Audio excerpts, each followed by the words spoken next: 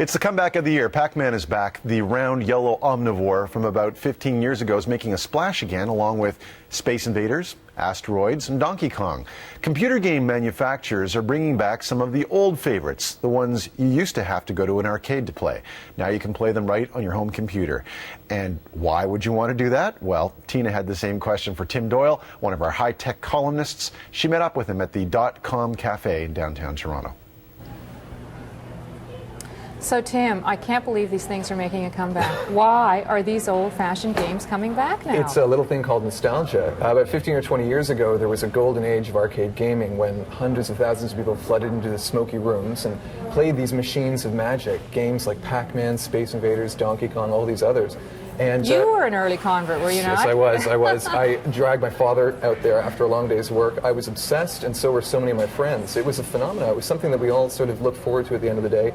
They were like these little churches where we got together and communed. Right. And worshipped this god called arcade gaming. So why then have it at home? Doesn't that kind of spoil it? I mean, wasn't the big experience then to go out into the arcade? Why have it on your own little computer? I think what these games brought out by computer makers like Microsoft and others remind us of is what it was like in the past. Mm-hmm. Computers are so complicated, they run so fast, and everything's so quick, and so much change happens that they remind us of times when things were a little simpler, when it was just a quarter you needed to pay for something, not $3,000 in an extended credit account or something. Mm-hmm. And so I think they reminded us of the good old days, mm-hmm. Something that's hard to imagine in the world of computing. Yeah, because it's so recent. Now this is Pac-Man.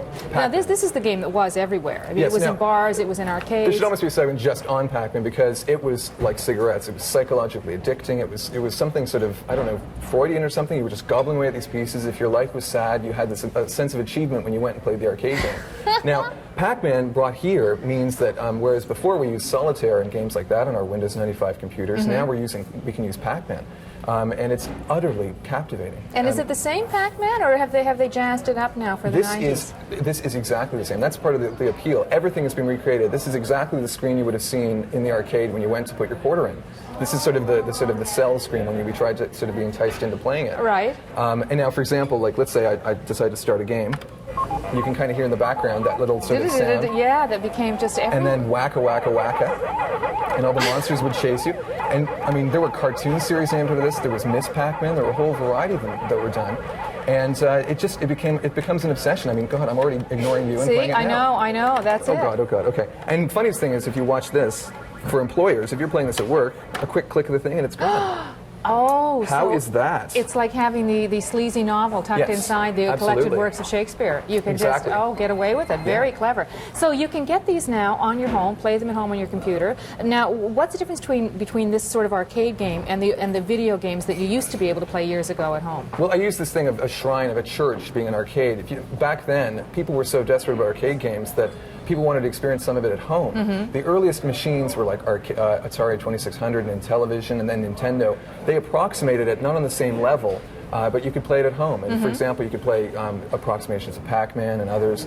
And it was a way of getting a little taste before running back to the arcade and playing then. Now, were these the little things that you had when you were, in the back of a car? Those little like Game Boy and things like that? Those actually were more sophisticated than Atari 2600. As you can see, for example, from the game that was shipped with Atari 2600, a game called Combat, they're very clunky and simple. I mean, the old games, even Pong and others, were just blocks of graphics, and there was just some movement. Right. And they weren't even portable. They just hooked them up to the TV, mostly on Christmas morning, and you would just play them then. So it's funny how the most simplest of things can evoke these great memories. I mean, some of those old TV programs were boring as hell, but now they're amazing. But this must be just a novelty item then. I mean, obviously this is not really making a comeback. It's a niche, isn't it? I mean, it's like the nostalgia market. This isn't something that's going to displace Quake from the bestseller list. Yeah. It's more sort of, I mean, mind you, Return of Arcade from Microsoft is on the bestseller list, up near the top 10. So who's playing it then? Is it the parents? It's the parents that played it when they were kids. That's what's funny. A lot of the kids they don't understand the appeal at all. They're more interested in playing like Quake and games like that. Whereas the parents get misty-eyed and start softly crying when they start playing, Pac-Man and Galaxian and Dig Dug and things like that. I mean, honestly, preparing for this, I felt, this sort of epiphany of, self-discovery. It's, the arcade is such a wonderful place. When in fact, it was really a pathetic little experience in the annals of social history. Just a tragic time for us. It wasn't the most impressive thing. All right. Well, I'll just leave you to sob quietly over this then. Thank you very much for the tour. Thank you, Tina.